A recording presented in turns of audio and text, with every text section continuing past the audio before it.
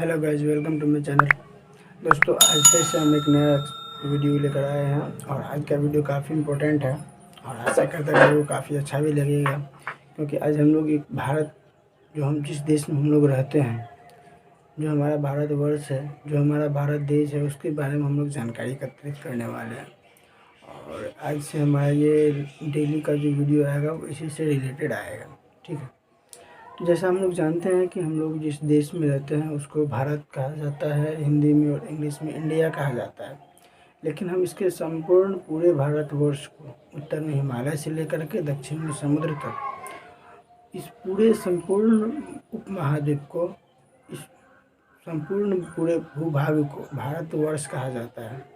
भारतवर्ष का अर्थ होता है भारत का देश। इसकी जानकारी हमें पुराणों में या कई महाकाव्यों के द्वारा मिलती है। भारतवर्ष, उसमें हमें भारतवर्ष ही लिखा हुआ मिलता है। तो उस भारतवर्ष का अर्थ होता है कि भारत का देश।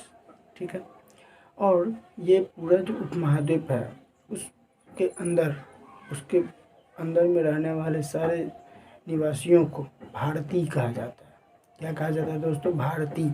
तो भारतीय का अर्थ होता है भारत का संतान, भारत की संतान भारतीय को। ठीक है, तो अर्थात ये हमारा पूरा संपूर्ण भारतवर्ष जो है वो एक उपमहाद्वीप हो गया। उसके अंदर रहने वाले लोगों को भारतीय कहा गया, अर्थात भारत का संतान कहा गया। उसके बाद आता है अब कि इसको अलग अलग नाम, जैसे इंडिया हो गया, ये नाम किसने दिया?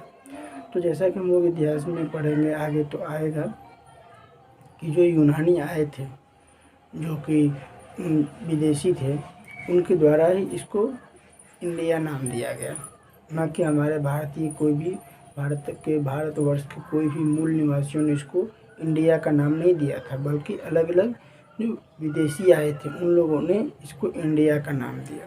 ठीक है, उसके बाद आता है हिंदुस्तान। तो अब हिंदुस्तान भी हम लोग कहते हैं इंग्लिश में, लेकिन ये हिंदुस्तान का नाम किसने दिया इसको?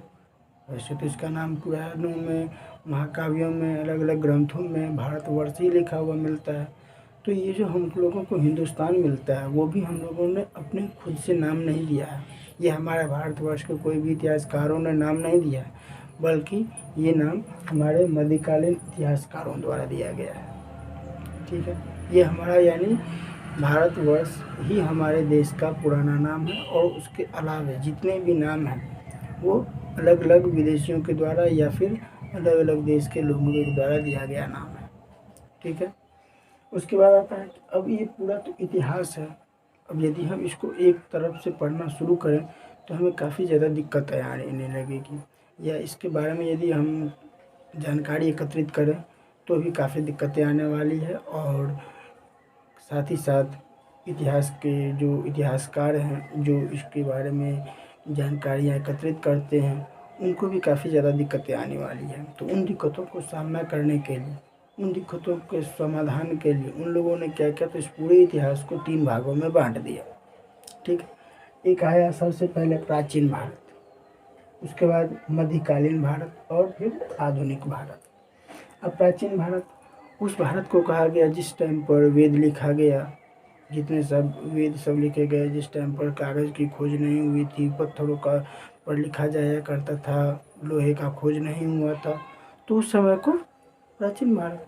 मध्य भारत में जिसमें आ गया आपको लोहे की खोज, लोगों का एक जगह एकत्रित होना, ये सब जो काल था उसको मध्यकालीन भारत में रखा गया।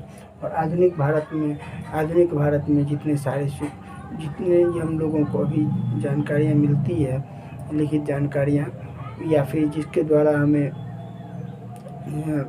जब हमको ये लोहे की खोज जैसे हो गई, उसके बाद जैसे लोहे का औजार हो गया, लोग एकत्रित होकर के नए नए तकनीकी का उद्घाटन करना या राजतंत्र का आना, ये सब आधुनिक भारत में रखा गया।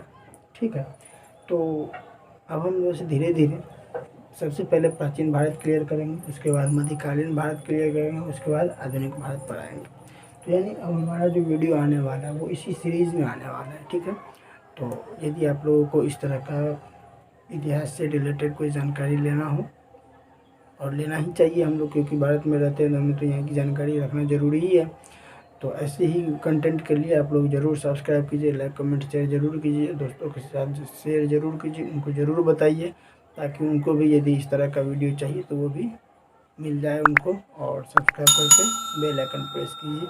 मिलते हैं नए वीडियो में नए टॉपिक के साथ, तब तक के लिए जय हिंद जय भारत।